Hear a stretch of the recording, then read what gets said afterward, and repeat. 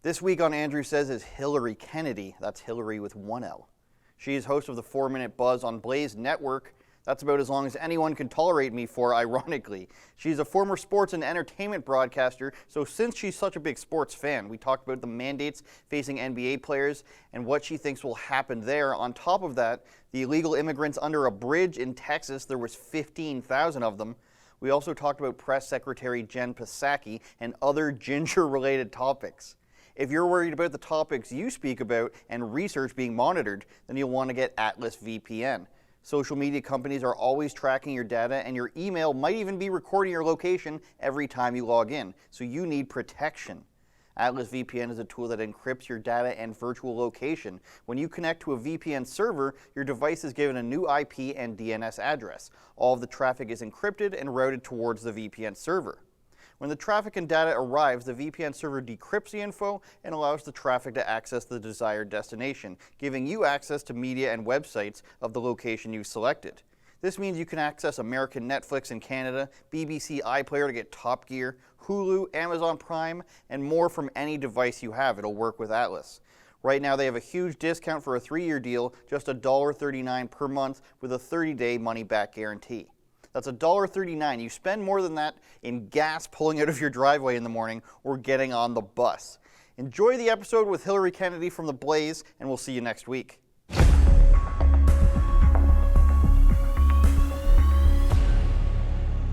Warning, censorship. Warning, censorship. Hilary Kennedy is a former sports broadcaster and host, making appearances on shows like Access Hollywood, Extra, and Rachel Ray. She now hosts the 4-Minute Buzz on the Blaze Network. Thanks for joining me, Hilary. How are you? I am doing great, Andrew. Thanks so much for inviting me on.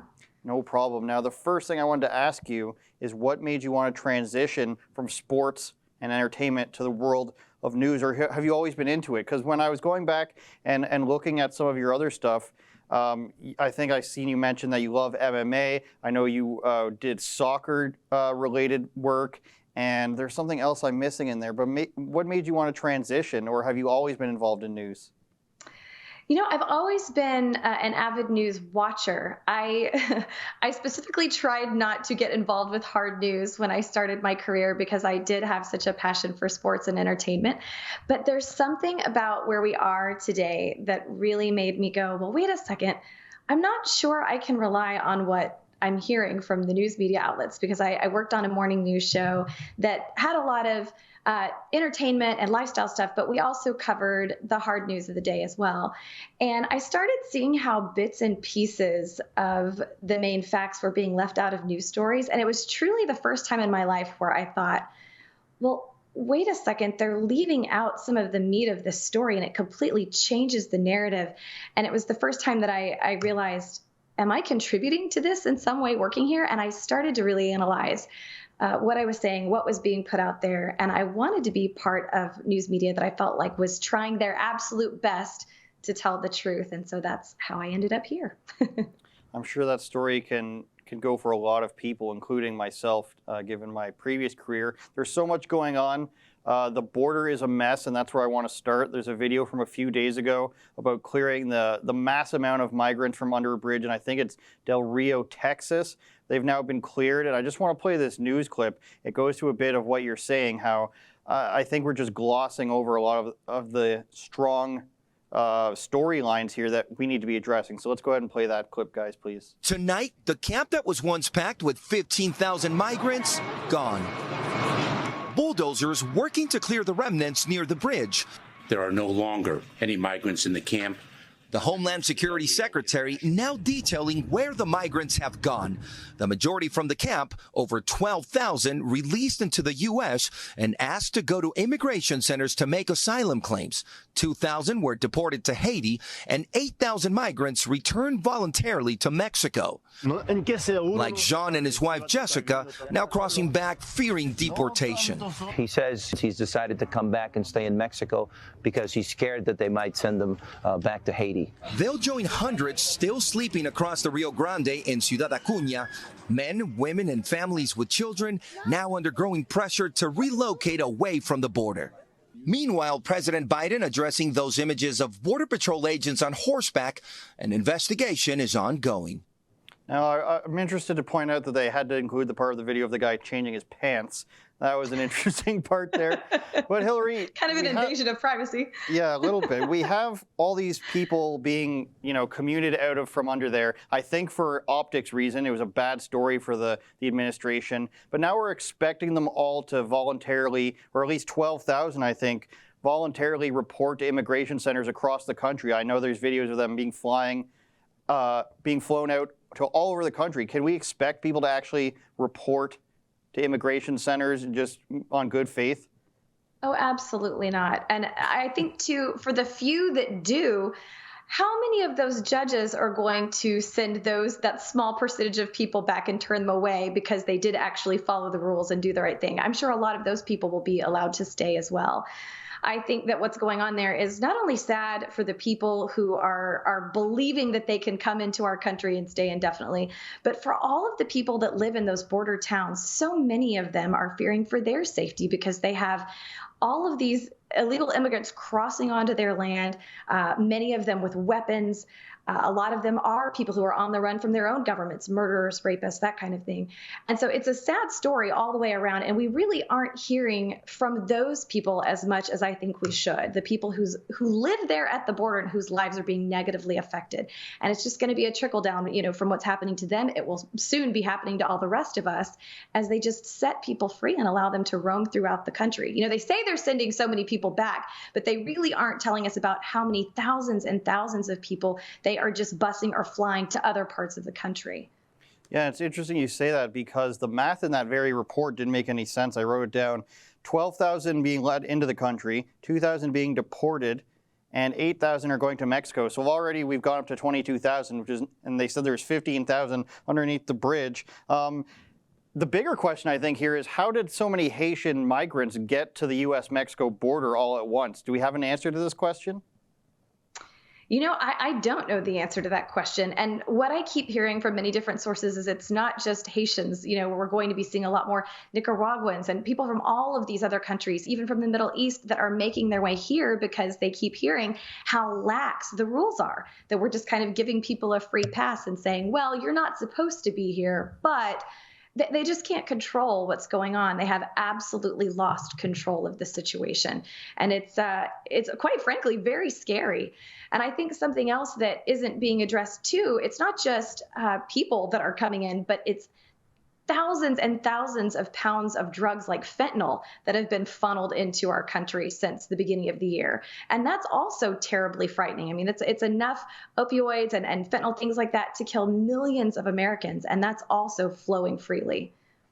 Yeah, it's been a terrible run situation by this administration. 2 months in the summer, back-to-back consecutive records for migrants crossing the border, which is always, it's always a difficult situation, but when you're setting records like that negatively, I don't think people can look away from it. Now, the press secretary I want to talk about, Jen Psaki, love or hate her, I think the press secretary job is always a very divisive position, but I think she's objectively not as good as her predecessor, Kayleigh McEnany. And I think about clips that I want to show you regarding things she said, like testing at the border. I think these are things we can point to where, people used to make fun of Kayleigh for having this binder full of answers with tabs on them. At least she's giving you answers that are straightforward, whereas I think we could show this clip now where I don't think there's any way to, wordsmith it into something that makes sense. To our national securities team and see what that process would look like. A question about what's going on at the border. Is somebody asking the foreign nationals who are walking into Del Rio, Texas and setting up camps on this side of the border for proof of vaccination or a negative COVID test? Well, first of all, I can readdress for you or re-talk you through what steps we take. That is the policy for people who fly into the country. So if somebody walks into the country right across the river, does somebody ask them to see their vaccination card? Well, let me explain to you again, Peter, how our process works. as individuals come across the border, and they are both assessed for whether they have any symptoms. If they have symptoms, the intention is for them to be quarantined. That is our process. They're not intending to stay here for a lengthy period of time. I don't think it's the same thing. It's not the same thing. These are individuals, as we've noted and as we've been discussed. We are expelling individuals based on Title 42 specifically because of COVID, because we want to prevent a scenario where large numbers of people are gathering, posing a threat to the community and also to the migrants themselves. So those are the policies that we put in place, in large part because, again, the CDC continues to recommend Title 42 be in place given we're facing a global pandemic. So again, we have 10,000 out of 22,000 who are being deported, less than half. We're not testing these people at the border. She says they're not going to stay long enough to be tested, even though we just saw that 12,000 were released into this country. Is there any way to explain our way through here? Because let me paint a picture of what I'm thinking. I'm thinking, obviously, she can't sit there and say, no, this is a double standard. This doesn't make any sense. What would I say if I'm in her position? Do you think this just comes down to having an honest policy, or is there something here that I'm just missing? Well, I think you're right, Andrew. I mean, the sad thing is whenever Jen Psaki first took this role, you can look back at some of her old tweets, and she was talking about how excited she was to bring back honesty and transparency to the White House. And we're still waiting on that, apparently, because, yeah, it makes absolutely no sense. What is the difference between you coming to visit me here in Dallas, Texas, and someone running across the border and not planning to stay for longer than a few days, a few weeks? There's absolutely no difference. It's ridiculous that we can't get any straight answers from her. And I'm ashamed because she's a fellow redhead. I was expecting more from her. I want to support you, Jen Psaki, because you're a fellow ginger, but you're really letting me down in every possible way. Unbelievable, Jen Psaki. Now, I think the reason that people want to point out these double standards, and that's Peter Doocy from Fox, who does a good job, I think, at least, let's say 80% of the time, he's doing a good job. Got to leave room for improvement for everybody. But I think people are hoping that these hypocritical policies where, you know, illegal immigrant doesn't have to follow the rules that a citizen has to, I think they're hoping that they don't turn into the more restrictive policies that the government just doesn't have to explain. And what I'm getting at is what's happening in Australia. They've gone to the point where restrictions don't have to make any sense. The government can come out and say whatever they want, and you have to follow it. Grandmothers are being pepper sprayed. SWAT teams are being released on construction workers. So I want to play a clip from one of our reporters, Avi Yamini, our chief Australia reporter, and get your reaction from that. Let's go ahead and play that. This is what's happening.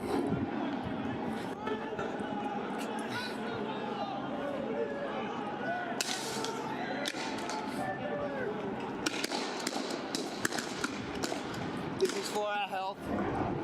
In Melbourne, live now.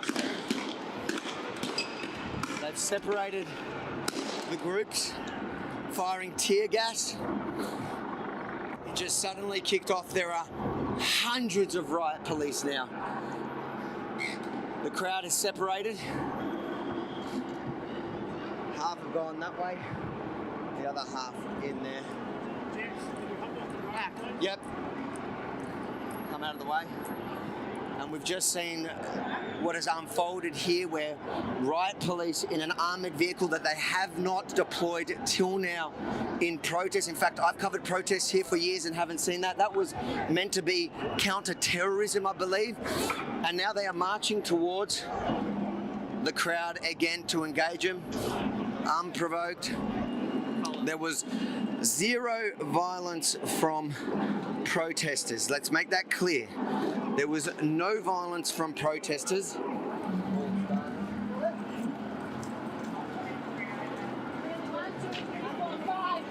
people arresting 1 man. Wow. No way. Amazing. Now, in other reports, Hilary, on YemeniReport.com, which is Avi's website there, BLM supporters are saying, well, now you understand, but also this isn't the right cause. What do you say to an argument like that where it's, you know, BLM gets different coverage because, you know, it's a good protest for the right reasons, but a protest against losing our rights, literally calling construction workers Nazis.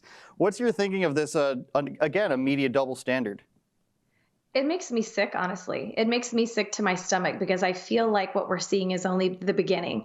If this is allowed to go on in Australia, it's just going to spread to other places. And I feel like it's going to be coming to other places like Canada, the United States, a lot more quickly than we even anticipate.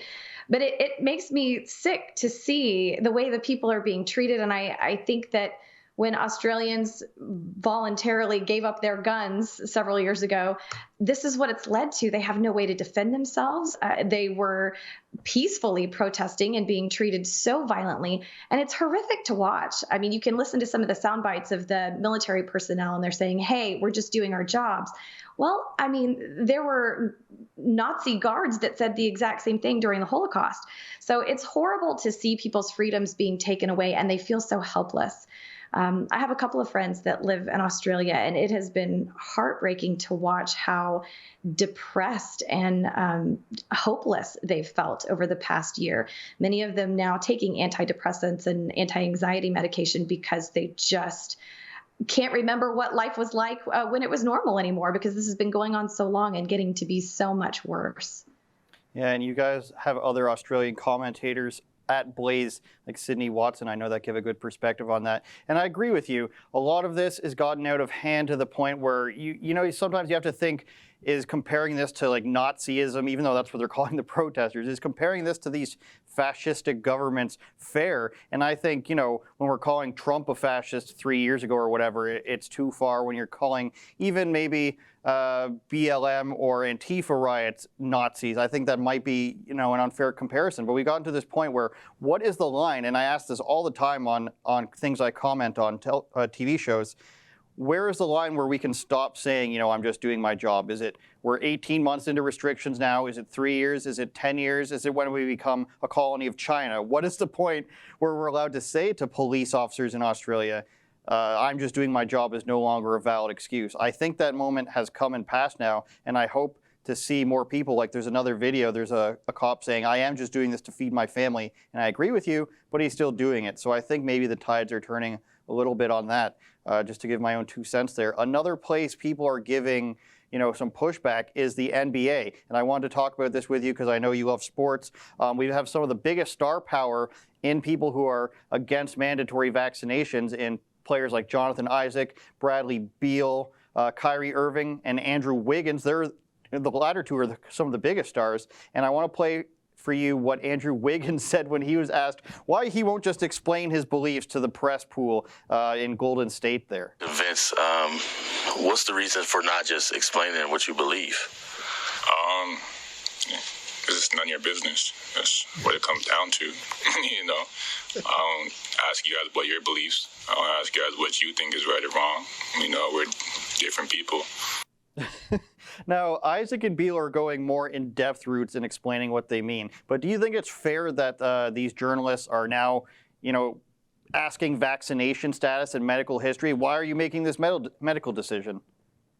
Yeah, I don't think it's fair. In fact, I just had this conversation with someone the other day because I have a lot of friends that live in LA and work as actors, and they are now being required when they submit an audition, or whether in person or virtually, they are asked to declare what their vaccination status is when they audition for a project.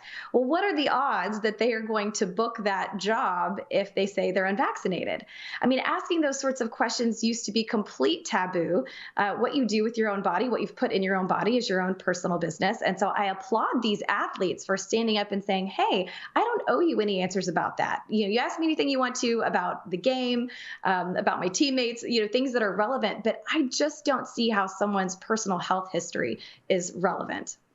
Now, San Francisco said they won't grant a special exemption for him. I believe that's Andrew Wiggins from the Golden State Warriors. Kyrie Irving is in Brooklyn, and so basically they're debating whether or not they should trade these players or, you know, keep them, and they're missing out on half of their home games. Do you think the NBA sorts of takes a step back, or do you think they're going to start granting exemptions? How do you see this playing out?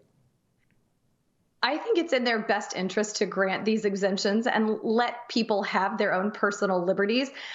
But as we've seen over the past year and a half or so, Major League Sports hasn't always made the best decisions when it comes to these sorts of things. They've lost a lot of fans, a lot of viewership. So they may double down.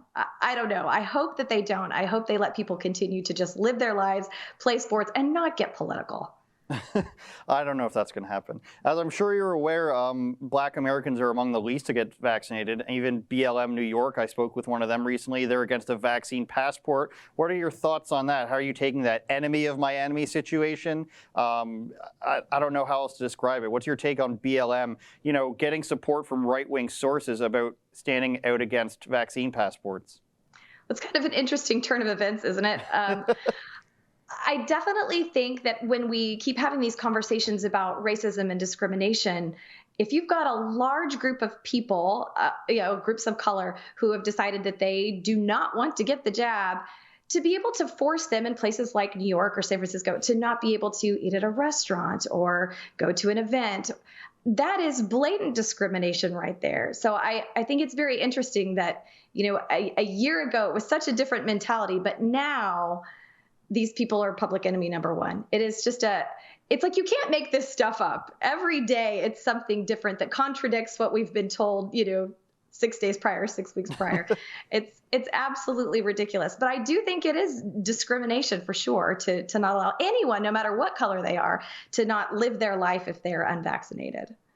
Yes, it takes right-wing news and BLM to explain to people what civil rights are in 2021. It's a crazy time. That's right. You brought up a very serious topic on another show recently. I want to show this clip of what you said, and I want to get your follow-up on the thoughts you expressed here. My anger towards the people that developed these emojis started a long time ago because they had every hair color except the redheads until like 2 years ago. We are a very underrepresented group. Wow. So we do finally have some redhead emojis, but it took them long enough. So you are a victim of this society, this dark hair and blonde patriarchy. It's true. That's keeping you down. I think we got an answer to your question, my question before, of who your hero is in the ginger community. But I hear these things all the time, Hilary. I have 2 ginger close friends.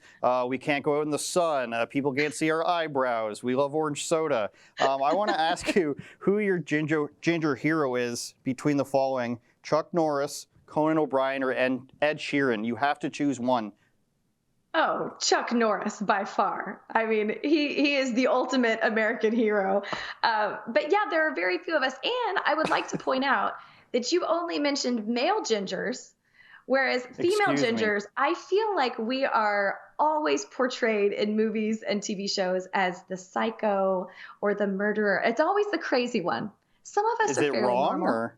I mean, my husband might tell you that's spot on.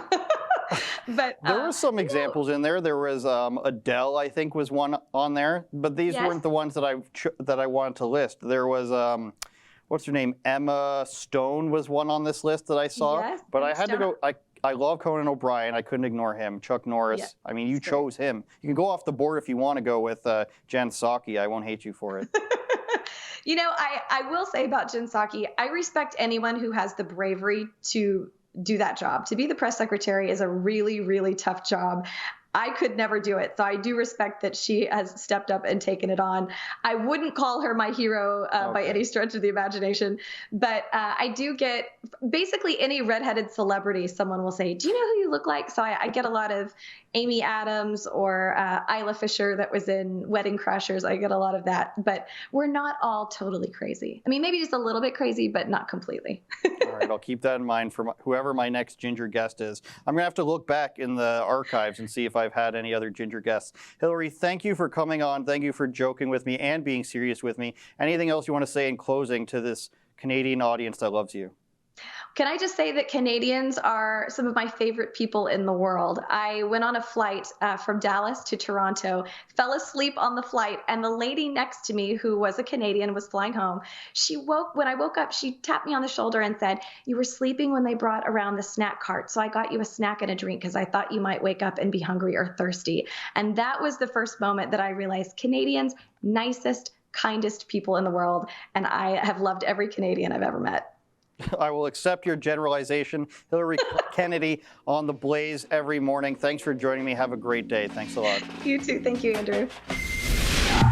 Thanks for watching another episode of Andrew Says. If you want exclusive content, go to rebelnewsplus.com, where we talk about topics we're not allowed to show you on social media. Danger.